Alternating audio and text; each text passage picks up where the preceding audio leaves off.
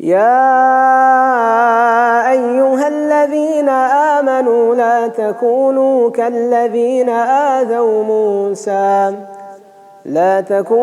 كالذين آذوا موسى فبرأه الله مما قالوا وكان عند الله وجيها.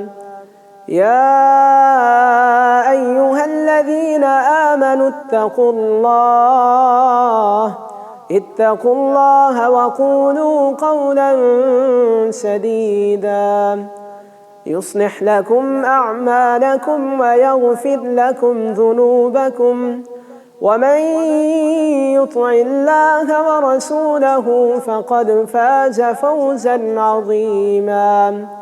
إنا عرضنا الأمانة على السماوات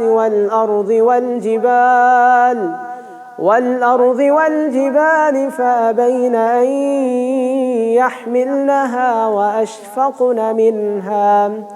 وأشفقن منها وحملها الإنسان إنه كان ظلوما جهولا. ليعذب الله المنافقين والمنافقات